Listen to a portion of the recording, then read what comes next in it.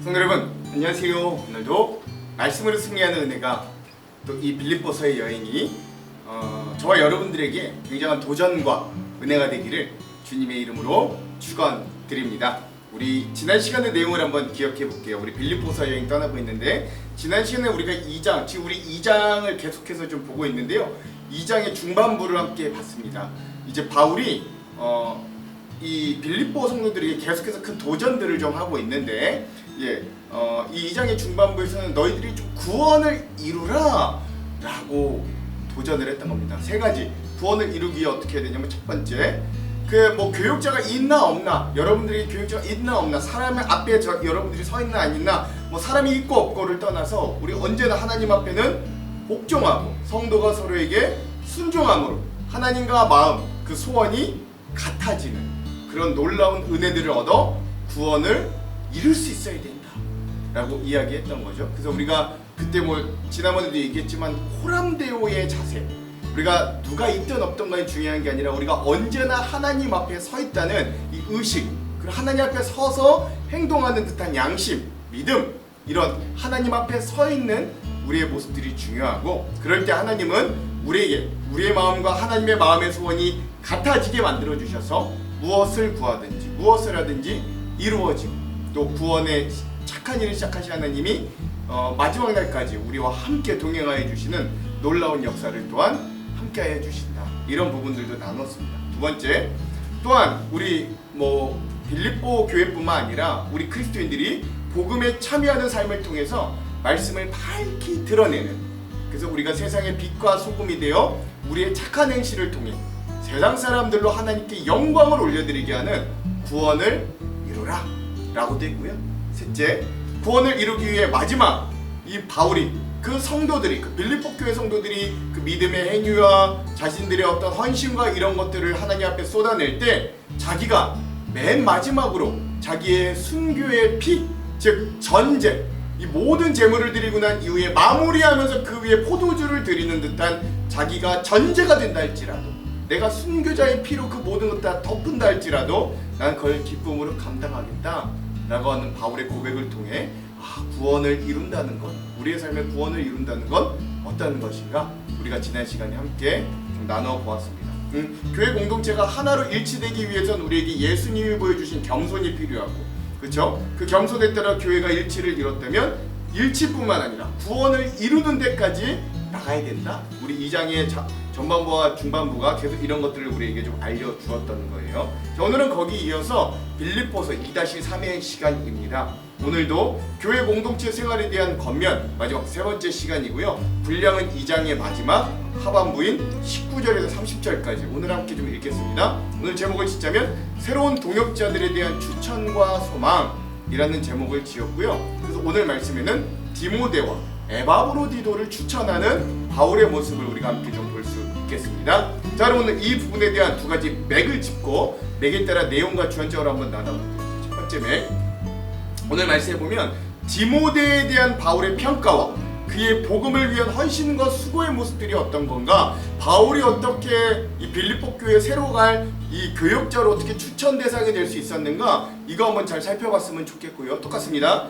두 번째, 또 한 사람 에바브로디도에 대한 바울의 평가, 그리고 그의 복음을 위한 헌신과 수고의 모습은 어떤가, 이것들도 한번 좀 살펴보았으면 좋겠습니다. 이런 두 인물, 우리가 어떤 점을 좀 본받을 수 있고 어떤 점을 은혜의 포인트로 잡을 수 있는가 함께 좀 살펴보면서 오늘 말씀의 내용과 주안점을 함께 살펴볼게요. 먼저 내용을 봅시다. 오늘 2장 후반부의 내용은 새로운 교역자에 대한 파송 계획과 추천입니다. 먼저 바울은 디모데의 빌립보 파송 계획과 추천을 이렇게 이야기합니다. 나는 주 예수 안에서 디모데를 여러분에게 곧 보내고 싶습니다. 그건 나도 여러분의 형편을 알므로써 격려를 받으려는 것입니다. 나에게는 디모데와 같은 마음으로 진실하게 여러분의 형편을 염려하여 줄 사람이 아무도 없습니다. 모두 다 자기의 일에만 관심이 있고 그리스도 예수의 일에는 관심이 없습니다. 그러나 디모데의 인품은 여러분이 잘 알고 있습니다. 그는 자식이 아버지에게 하듯이 복음을 위하여 나와 함께 봉사하였습니다. 그러므로 내 일이 되어가는 것을 보고 그를 곧 보낼 수 있기를 바랍니다. 그리고 나도 곧 가게 되리라는 것을 주님 안에 확신합니다 라고 하는 거죠. 바울이 지금 감옥에 갇혀 있으므로 본인이 직접 살아가는 빌립보 교회에 이 사역자로 갈 수가 없으니, 그런데 또 빌립보 교회 안에 어떤 분열과 여러 가지 어려운 문제가 있음을 바울이 아니, 그러니 바울이 자기를 대신하여 젊은 믿을 만한 유일한 사역자 디모데를 보내겠다. 그는 나와 아버지와 아들과 같은 관계로 가장 유일하게 합당한 자다라고 하면서 디모데를 이제 보내려는 바울의 계획도 볼 수 있고, 우리 이따 주안점에서 함께 더 깊게 살펴볼게요. 그 다음으로는 바울이 디모데뿐만이 아니라 젊은 에바브로디도의 빌립보 파송 계획과 추천을 이렇게 이야기합니다. 그러나 나는 내 형제요 동역자요 전우요 여러분의 사신이요 내가 쓸 것을 공급한 일꾼인 에바브로디도를 여러분에게 보내어야 할 필요가 있다고 생각하였습니다. 그는 여러분 모두를 그리워하고 있을 뿐만 아니라 자기가 병을 앓았다는 소식을 여러분에게 들었기 때문에 몹시 걱정하고 있었습니다. 사실 그는 병이나 죽을 뻔하였습니다. 그러나 하나님께서 그를 불쌍히 여기시고 그만이 아니라 나도 불쌍히 여기셔서 나에게 겹치는 근심이 생기지 않게 해주셨습니다. 그러므로 내가 더욱 서둘러서 그를 보냅니다. 그는 여러분이 그를 다시 보고서 기뻐하게 하려는 것이며 나도 나의 근심을 덜려는 것입니다. 그러므로 여러분은 주 안에서 기쁜 마음으로 그를 영접하십시오. 또 그와 같은 이들을 존경하십시오. 그는 그리스도의 일로 거의 죽을 뻔하였고 나를 위해서 여러분이 다하지 못한 봉사를 채우려고 자기 목숨을 아끼지 않은 사람이기 때문이다 라고 바울이 이렇게 이야기합니다. 그래서 이 에바브로디도라는 이 젊은 사역자도 굉장한 사람입니다. 그는 뭐 5가지로 이야기하잖아요. 바울이 뭐라고 이야기해요? 그는 내 형제요 동역자요 전우요 여러분들이 보냈던 뭐 사신이요 또 내게 뭐 쓸만한 것들을 공급한 일꾼이요, 이런 5가지 표현을 할 정도로 에바브로디도는 자기가 죽을 병에 걸렸을지언정 이 사역에 대한 헌신과 도움을 멈추지 않았던, 생명을 다해 섬겼던 전우와 같은 자다라고 할 수 있고요. 이 에바브로디도에 대해서도 우리 주안점에서 더 확실하게 깊이 나눠보도록 하겠습니다. 자, 그럼 오늘 이 부분 우리 빌립보서 2장의 후반부 핵심 구절을 한번 나눌 건데요. 두 부분입니다. 22절과 25절. 먼저 22절입니다. 디모데의 연단을 너희가 안하니 자식이 아버지에게 함과 같이 나와 함께 복음을 위하여 수고하였느니라. 아멘. 25절. 그러나 에바브로디도를 너희에게 보내는 것이 필요한 줄로 생각하느니 그는 나의 형제요 함께 수고하고 함께 군사된 자요 너희 사자로 내가 쓸 것을 돕는 자라. 아멘. 그렇죠? 오늘 그 두 사람에 대한 바울의 아주 극찬한 이 평가의 내용들을 오늘 말씀의 핵심 구절로 삼아 보았습니다. 자, 그럼 오늘 이 부분에 대한 주안점 오늘은 2가지만 나누고 오늘 말씀을 한번 읽어볼게요. 첫 번째, 오늘 본문에서 사도 바울은 서신서의 특징인 직접적인 권면과 가르침에서 잠깐은 벗어나서 빌립보 교회 교인들을 위로하기 위해서 디모데와 에바브로디도라고 하는 젊은 사역자를 빌립보 교회로 다시 파송, 즉 보내고자 하는 계획을 전하는 부분입니다. 이는 어떤 다른 편지들에서 인물들에 대한 언급을 거의 끝 인사에 첨부했던 것과는 비교했을 때 굉장히 좀 특별하다, 좀 다른 독특한 구성이다 라는 점에서 오늘 본문이 다루고 있는 이 두 사역자를 파송하려는 내용이 이 빌립보서 전체의 메시지와 굉장히 중요한 상관관계가 있다라는 걸 보여주기도 하는 거예요. 이제 바울은 살아가는 빌립보 교회의 여러 문제들을 직접적으로 해결하기 위해 한 가지를 제안하는데, 비록 바울 자신은 옥에 갇혀 있으나 그런 바울을 대신하여 젊은 목회자들을 파송하려는 목회적인 대책을 이야기하는 거예요. 그러므로 자기는 갇혀 있으면서도 온통 교회밖에 모르는 교회에 관심뿐인 바울은 교회가 어려움에 처할 것을 대비하여 이렇게 젊은 목회자들을 파송할 것을 적극 검토하고 파송 계획도 이 편지를 통해 알리는 겁니다. 바울은 2사람을 추천하는데 그 중에 첫 번째가 바로 우리 잘 아는 젊은 사역자 디모데입니다. 19절에서 20절. 내가 디모데를 속히 너희에게 보내기를 주 안에서 바람은 너희 사정을 알므로 안위를 받으려 함이니 이는 뜻을 같이하여 너희 사정을 진실히 생각할 자가 이밖에 내게 없음이라. 아멘. 그렇죠? 이 교역자의 부재로 인해 어려움을 겪고 있는 이 빌립보 교회 성도들에게 바울은 아직은 젊고 연륜은 부족할지 몰라도 뜨거운 복음의 열정이 가득했던 두 교역자를 파송할 걸 적극적으로 검토하고 있습니다. 특별히 바울이 아테네, 아덴에 있을 때에도 데살로니가 교회에 디모데를 파송했던 적이 있거든요. 사도 바울은 이 젊은 교육자 디모데를 빌립보 교회로 보내고자 함은 그것이 빌립보 교회 성도들에게 유익이 될 수 있다고 판단될 수 있는 자가 디모데가 유일하다라고까지 이야기하는 거예요. 그리고 이러한 이 사도 바울과 꼭 닮은 사람이 있었는데 그가 바로 디모데였던 거죠. 서로 영적인 아버지, 영적인 아들 이렇게까지 말할 정도죠. 아무튼 오늘 우리가 본 이 디모데라는 젊은 목회자는 사도 바울이 그에 대해 애정이 각별하고 그에 대한 두터운 신뢰가 있음을 알 수 있다라고 하는 거죠. 21절에서 22절 그들이 다 자기 일을 구하고 그리스도 예수의 일을 구하지 아니하되 디모데의 연단을 너희가 안하니 자식이 아버지에게 함과 같이 나와 함께 복음을 위하여 수고하였느니라. 아멘. 그렇습니다.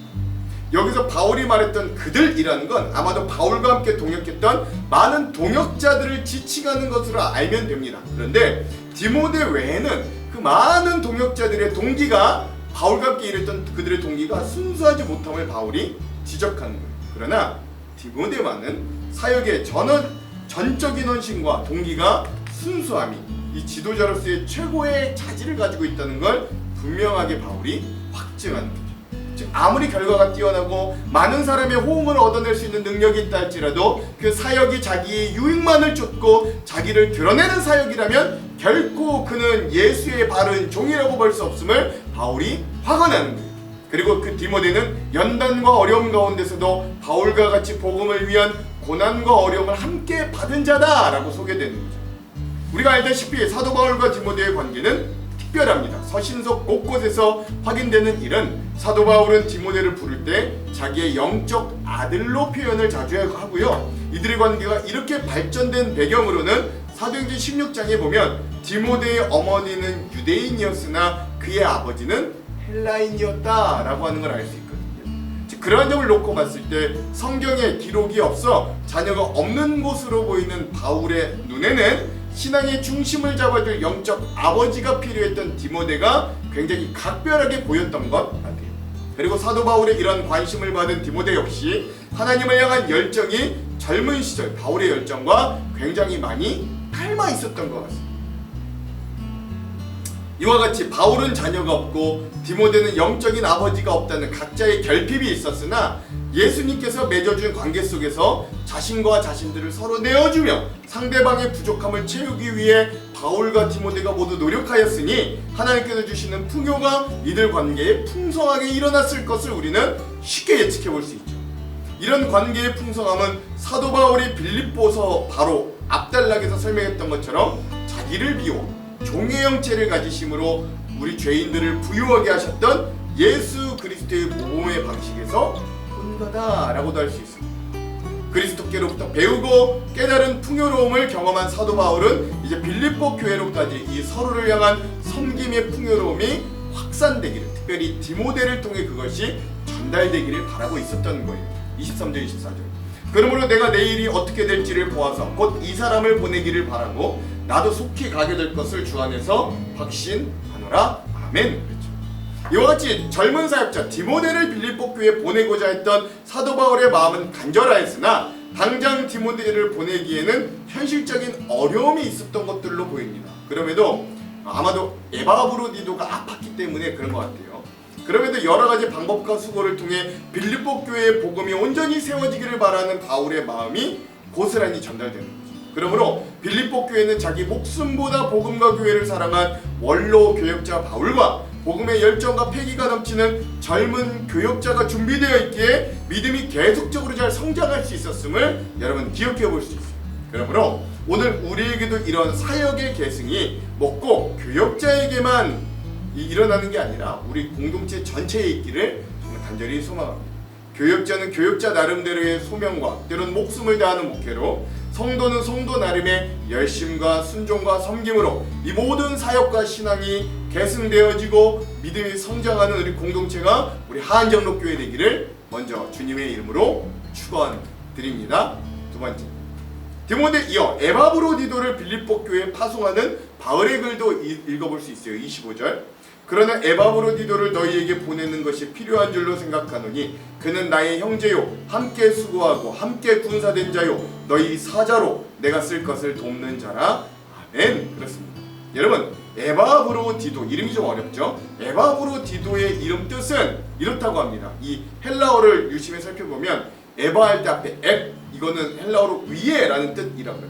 그리고 에바브로디도 할 때 중간에 있는 건 아프로디토스, 즉 비너스 또는 아데미를 의미하는 글이라고 해요. 그리고 뒤에 디도스 할 때 오스는 사랑, 이 말이 합쳐진 것이라고 합니다. 즉 이 단어를 합쳐서 해석해보면 아프로디테의 사랑이 그 위에 있다라고 해석되는 거예요. 그러니까 이름 뜻의 자체는 아프로디테라고 하는 이방 여신의 사랑이 그 인생 위에 있다, 뭐 이렇게 해석될 수 있다는 거예요. 그러니까 여러분, 제 이름이요 천역인데 하늘천의 사역, 역할, 그래서 하늘의 사역을 감당하라, 이런 식으로 목사님이 제 이름을 지어주고 그렇게 해석하는 것 같지, 이름만 보자면 에바브로디도는 비너스, 아프로디테, 우리 우상을 섬기는 집안이나 그쪽에 관련된 인생이었음을 쉽게 유추해 볼 수 있는 거예요. 그러니까 예를 들어 은혜, 요한, 에스더라는 이름만 들어도 사람들이 아마도 저 사람은 교회와 관련된 집안이겠구나 연상하는 것과 같이 에바브로디도 하면 이름 자체가 벌써 헬라 이방인의 가정에 속한 자구나 냄새가 풍긴다는 거예요. 그러나 그의 출생과 집안이 어떠할지라도 그는 이제 예수 그리스도를 만나서 변화된 교회의 아주 중요한 목회자가 되었습니다. 그런 에바브로디도를 바울은 5가지 호칭으로나 이야기합니다. 첫째, 바울은 에바브로디도를 나의 형제라고 얘기하고, 둘째, 바울은 에바브로디도를 함께 수고한 자라고 이야기하고, 셋째, 바울은 에바브로디도를 함께 군사된 자라고 하고, 넷째, 바울은 에바브로디도를 너희의 사자라고 하고, 다섯 번째, 바울은 에바브로디도를 내가 쓸 것을 돕는 자라고 이야기하는 거예요. 즉 함께 수고하고 생사를 같이 한 군사, 전우된 자가 바로 에바브로디도다라고 하는 거죠. 여러분, 함께 수고했다는 데서 동역자라는 말이 유래됐다고 합니다. 그러니까 함께 한다는 것 자체가 이미 동역하는 거예요. 사람이 가장 끈끈한 정을 느끼던 때를 돌아보자면 그게 학창시절과 군시절이 많잖아요. 그만큼 목숨을 건 기간에 전우회가 쌓였기 때문에 바울이 사역하던 시절의 군대는 멀리 원정 가서 싸우던 시절이니까 그만큼 목숨을 건 기간에 전우회가 쌓였기 때문에 군사의 우정은 그 어떤 우정에 비할 수 없는 깊은 우정입니다. 바울이 이렇게 에바브로디도를 군사로, 하나님의 군사로, 전우로 언급하면서 추천하는 건 그가 영적 전투에 얼마나 요긴하게 함께했는가, 목숨을 걸면서까지도 이 험난한 사역의 여정에 얼마나 도움과 동행을 했는가를 알 수 있는 거예요. 심지어 죽음의 사선을 넘나들며 같이 했기 때문에 이 에바브로디도를 다시 빌립보로 돌려보내며 그를 사역자로 추천하는 건 당연했던 겁니다. 여러분, 유명한 영국의 신학자이자 명설교가였던 조지 휘필드 목사님은 이런 말을 했다고요. 우리 그리스도인들은 녹슬어 사라지기보다는 주의 일에 헌신하다가 달아 없어지는 것이 가치 있는 인생이다 라고 했거든요. 그러니까 여러분, 오늘 우리의 인생도 그런 헌신, 끝까지 주님의 일을 책임지는 귀한 인생이 되기를 바랍니다. 에바브로디도처럼.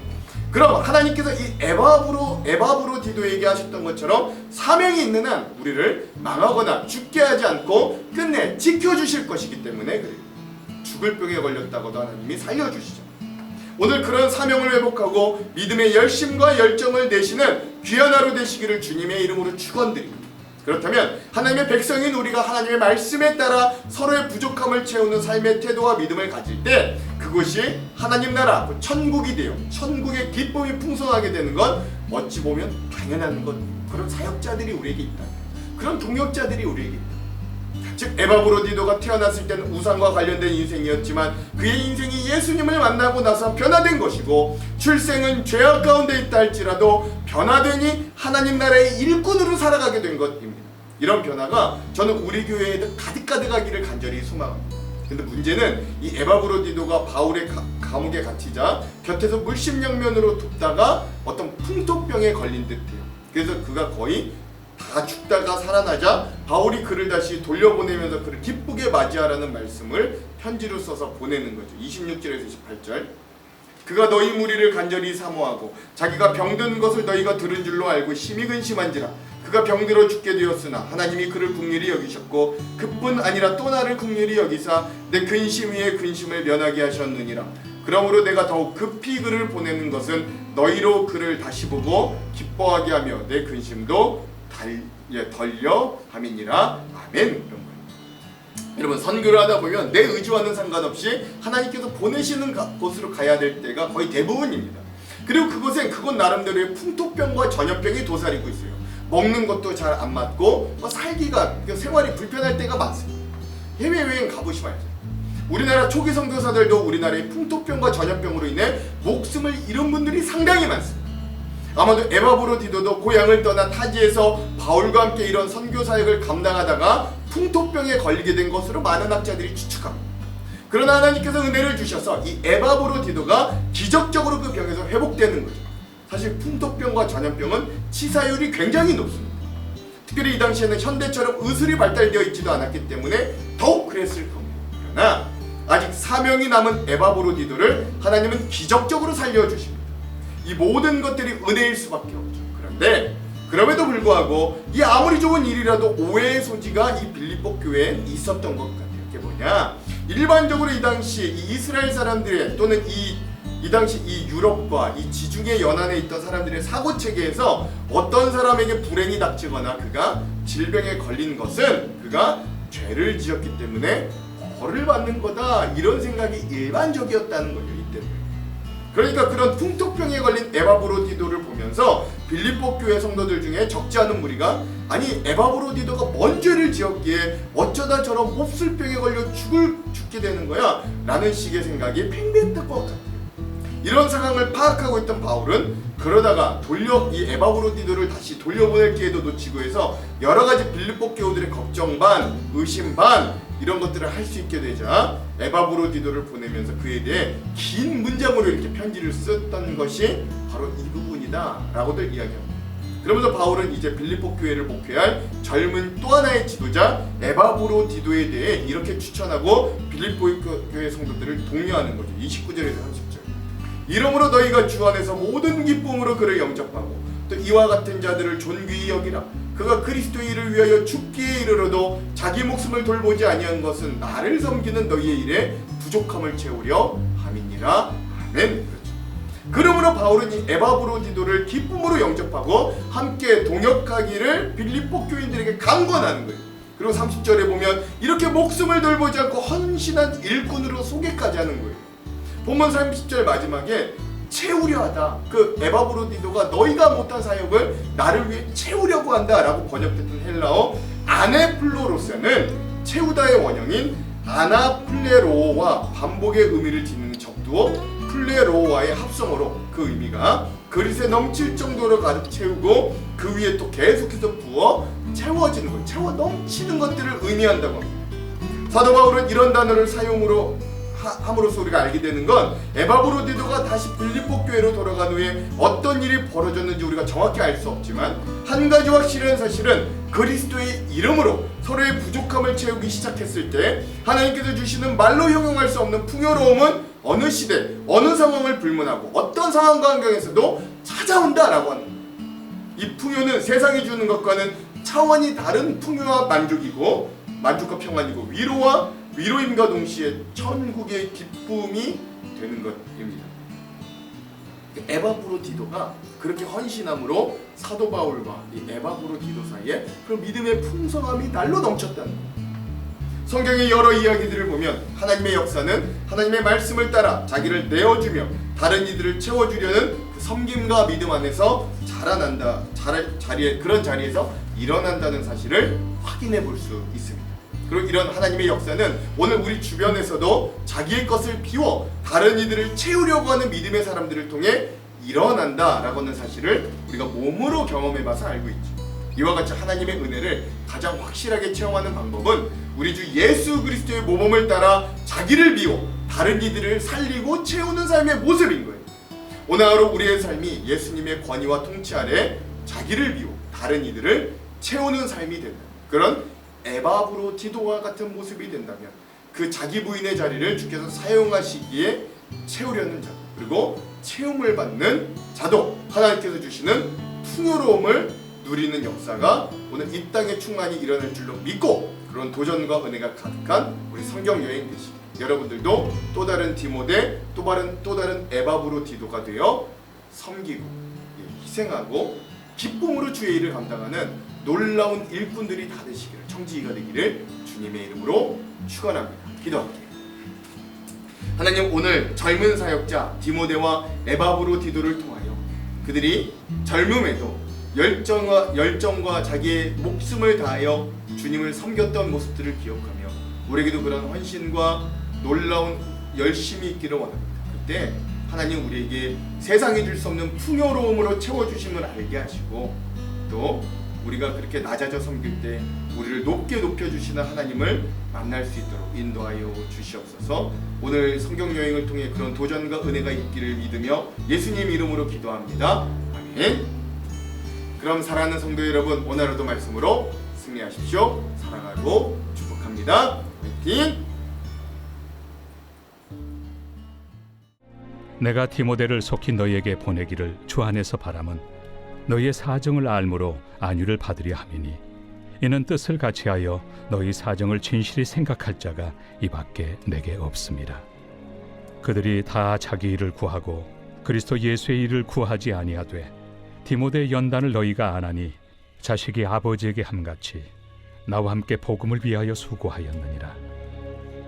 그러므로 내가 내 일이 어떻게 될지를 보아서 곧 이 사람을 보내기를 바라고 나도 속히 가게 될 것을 주 안에서 확신하노라. 그러나 에바브로디도를 너희에게 보내는 것이 필요한 줄로 생각하노니 그는 나의 형제요 함께 수고하고 함께 군사된 자요 너희 사자로 내가 쓸 것을 돕는 자라.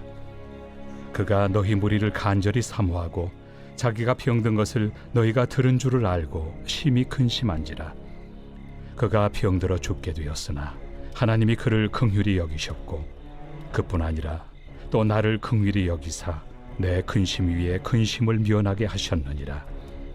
그러므로 내가 더욱 급히 그를 보낸 것은 너희로 그를 다시 보고 기뻐하게 하며 내 근심도 덜려 함이니라.